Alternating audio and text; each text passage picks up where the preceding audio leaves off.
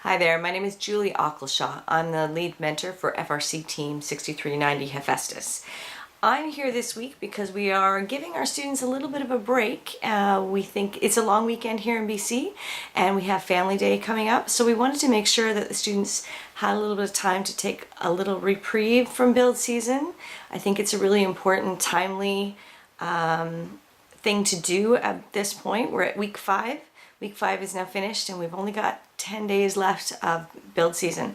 So it's a great time for anyone, rookie teams, veteran teams alike, to reevaluate where we're at. So at this point, we are doing a sort of check-in and saying, okay, now what has to be done? What can we let go of? The dream is always there to build the most amazing robot ever, but we also have to be realistic with the time that we have left. I know on our robot we just weighed all the parts and we're a little heavy, so we had to do some drilling some holes and lightening up some of the weight. So every team struggles. Don't worry, you're not alone. The trick is how you handle the challenges. So we're all tired, we're all run down, and that's okay. But we also need to make sure that we're realistic and we're taking care of ourselves first.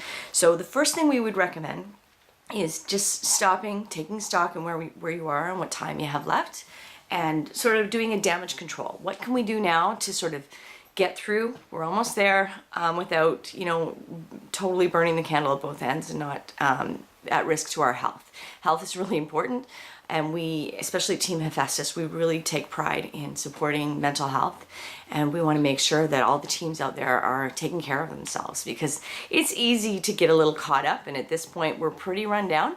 So take stock. Say, how many days do we have left? What can we cut? What can we keep?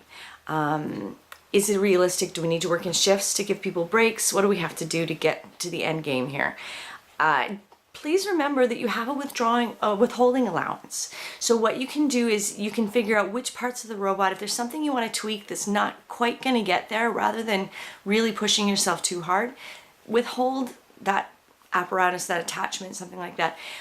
Withhold it, and then you can work on it a little bit after stop build day, as long as it meets the withholding allowance. So check those rules and make sure that you are in compliance, and take that a little bit of pressure off yourself if you need to, because if it's not completely finished when you put it in the bag, you can have a couple of things that you withhold and continue to work on. So know that that exists, and that's a really great option for a lot of teams.